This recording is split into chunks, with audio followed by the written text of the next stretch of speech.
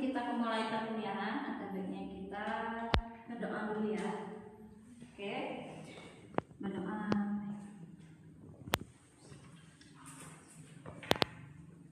Amin. Oke, untuk sebelum kita memulai masuk ke materi perkuliahan, ada baiknya kita absen melihat presentasi yang ada ini.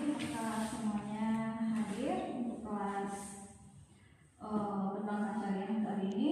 Oke, saya absen mulai dari Ezi Febriandi. Hadir. Oke, hadir. Muhammad Haikal Izudin. Hadir. Hairul Nisa. Hadir, Bu. Dwi. Hadir, Bu. Putra Hidayat. Izin, Bu. Izin, nggak datang ya? Iya. Oke. Nur Musyahada. Saya, Bu. Habibah. Hadir, Bu. Dea. Hadir, Bu. Tasya. Hadir, Bu. Oke. Ada yang belum disebutkan namanya?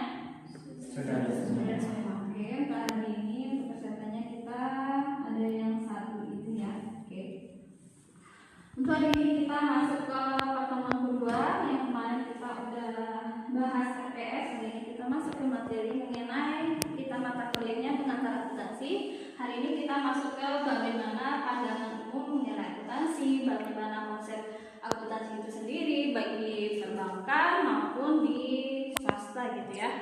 Oke, hari ini ada pandangan umum akuntansi. Nah, di sini kita membahas akuntansi. Nah, sebelum kita membahas lebih jauh mengenai akuntansi itu, mungkin adik-adik semuanya kalau saya bilang pengantar akuntansi ataupun akuntansi itu sendiri yang terpikirkan sama adik-adik semua itu apa ya? Pencatatan. Oh ya, pencatatan. Apalagi? Analisis laporan. Iya, mengenai analisis laporan keuangan.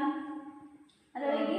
Buku besar. Iya, ada buku besarnya gitu ya. Semuanya itu termasuk ke dalam akuntansi ya. Ada siklusnya gitu ya. Semuanya udah mengenal gitu ya.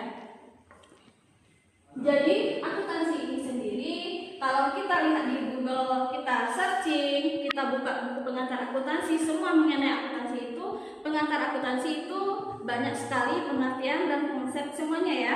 Itu semua para ahli mengemukakan pendapatnya mengenai pendapat dia masing-masing mengenai akuntansi itu apa gitu ya. Walaupun dari semua pengertian akuntansi itu sendiri itu banyak, namun tujuan dan konsepnya itu sama gitu ya. Nah, di sini saya juga sudah menyimpulkan pengertian dari akuntansi itu sendiri. Ini menurut Accounting Principles Board di tahun 1970 ya. Nah, di sini ada akuntansi, itu pengertiannya. Akuntansi adalah suatu kegiatan jasa. Nah, suatu kegiatan jasa yang fungsinya menyediakan informasi kuantitatif terutama yang bersifat keuangan tentang entitas ekonomi yang dimaksudkan agar berguna dalam pengambilan keputusan ekonomi. Nah, disinilah untuk pengertian akuntansi yang saya simpulkan, yaitu suatu kegiatan jasa ya. Nah, ini akuntansi itu salah satu kegiatan jasa di mana kegiatan jasa itu banyak sekali ya. Nah, salah satunya ini akuntansi. Kegiatan jasanya itu seperti apa? Yaitu seperti membuat laporan keuangan gitu ya. Nah, itu contohnya di mana laporan keuangan ini dibuat oleh seorang akuntan ya. Akuntan itu adalah membuat laporan keuangan dan kegiatannya itu kegiatan jasa. Jasanya apa? Yaitu membuat laporan keuangan. Terus fungsinya di sini untuk menyediakan informasi kuantitatif. Nah, informasi kuantitatif katanya ya. Ada informasi kan ada dua, ada informasi kuantitatif, ada kualitatif ya. Nah, kalau untuk khusus untuk di akuntansi ini, informasi yang disampaikannya ini informasi kuantitatif, di mana informasi kuantitatif ini bersifat angka-angka ya, angka-angka, karena di sini menyampaikan bagaimana keuangan dalam suatu perusahaan maupun di perbankan ya. Makanya di sini informasinya bersifat kuantitatif. Terus kerjasama yang bersifat keuangan tentang entitas ekonomi. Nah, yaitu tadi mengenai keuangan suatu perusahaan, bagaimana mereka menggunakan keuangan mereka yang sudah mereka anggarkan di tahun sebelumnya dan bagaimana mereka merealisasikan atau menggunakan keuangan tersebut di periode yang sedang berjalan gitu ya. Tuh. Terus di sini intinya akuntansi bukan sekedar pencatatan angka, melainkan sistem informasi membantu berbagai pihak mengambil keputusan yang tepat dan beralasan. Nah, ini salah satu alasannya. Tadi dibuatlah seorang akuntan laporan keuangan, tentu ada alasannya gitu ya. Jadi mereka itu membuat laporan keuangan enggak percuma-cuma gitu ya. Tentu ada alasannya dan gunanya salah satunya untuk mengambil keputusan ekonomi yang beralasan gitu ya. Nah, alasannya kenapa tadi untuk mengambil keputusan, misalnya di periode yang sekarang nih mereka misalnya keuangannya atau kegiatan produksinya menurun gitu ya.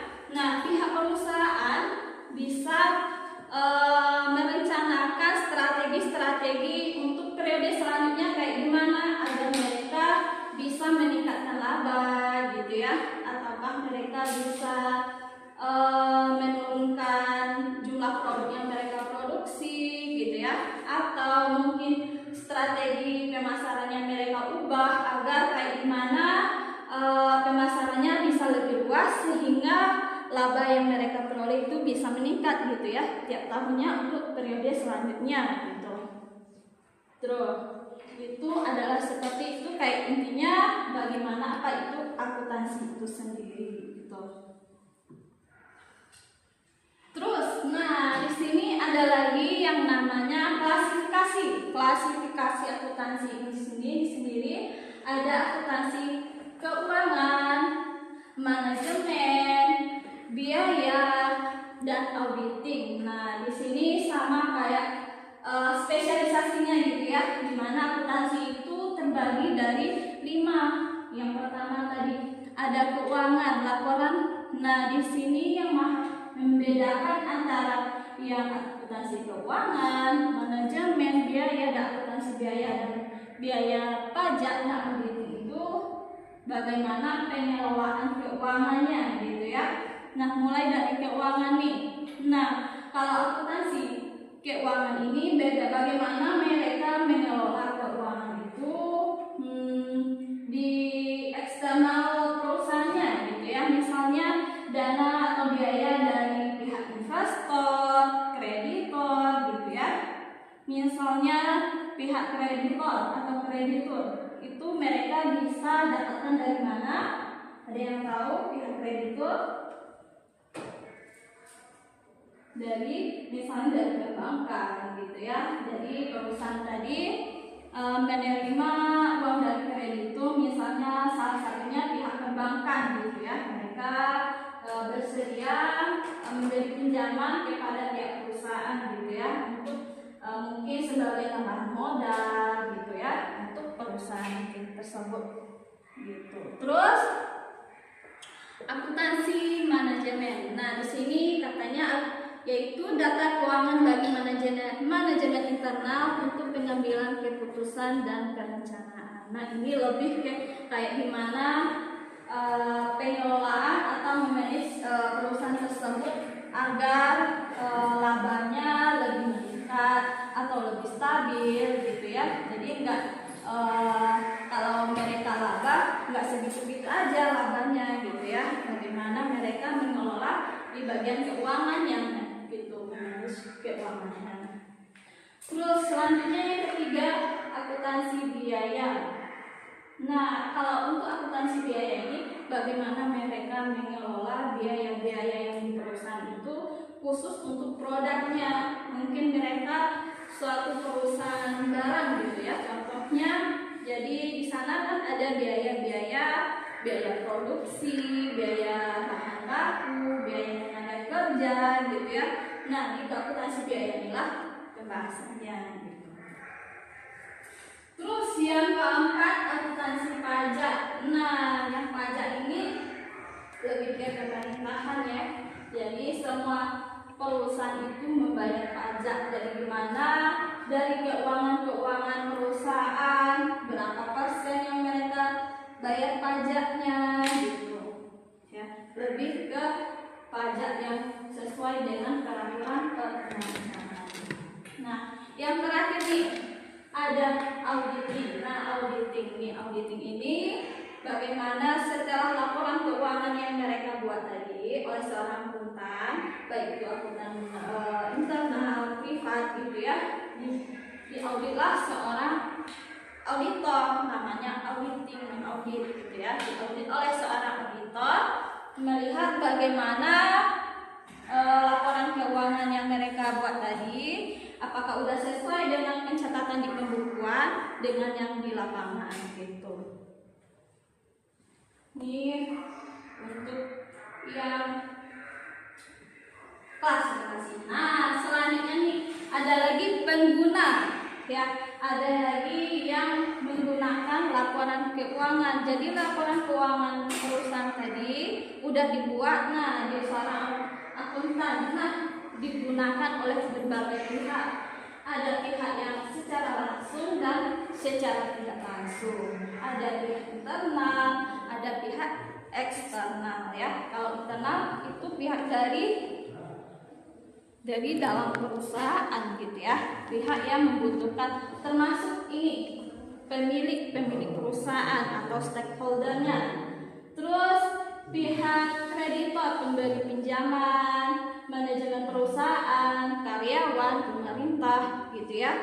Mereka ini sangat membutuhkan laporan keuangan perusahaan. Misalnya pemilik nih atau stakeholder di perusahaan ini sendiri sangat membutuhkan gitu ya, karena di sini dia bisa melihat laporan keuangan. Dari laporan keuangan tadi dia bisa mengambil keputusan untuk periode selanjutnya gitu. Kalau mereka terlihat di laporan sekarang mereka rugi, mungkin mereka bisa mengubah strategi kayak gimana untuk periode selanjutnya gitu ya. Terus kreditor dan pemberi pinjaman. Nah, kreditor nih pihak pemberi pinjaman seperti perbankan ya. Nah, mereka juga sangat membutuhkan laporan keuangan gitu ya. Untuk apa mereka membutuhkan? Ada yang tahu? Nah, mereka membutuhkan laporan keuangan. Jadi mereka nggak asal kasih pinjam gitu ya.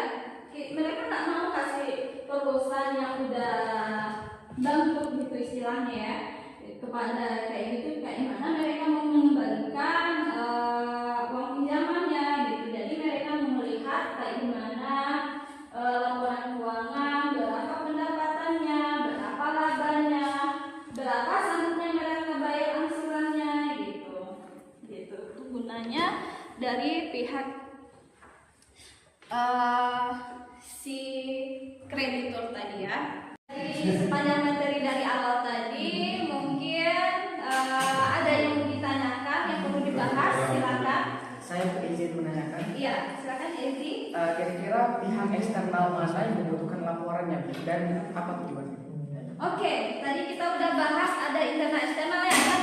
Si pihak eksternalnya mungkin pihak dari luar perusahaannya, bisa jadi pemasok gitu ya, atau masyarakat luas gitu. Mereka sangat membutuhkan laporan keuangan juga gunanya. Misalnya pemasok, dia ingin punya bahan baku untuk perusahaan jasa, perusahaan barang di sini untuk diproduksi. Mungkin mereka ingin kerjasama, jadi bahan baku yang punya mungkin dia lihat laporan keuangannya untuk ikut kerjasama gitu ya. Nah, dari laporan keuangan terlihatlah laporan keuangannya sehat, stabil gitu ya. Jadi mereka itu tergerak untuk kerjasama gitu ya. Jadi bisa sebagai pemasok untuk di perusahaan ini sendiri gitu.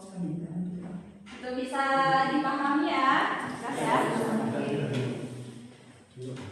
Oke. Yang ditanyakan, yang perlu dibahas, silakan. Sudah cukup. Sudah cukup.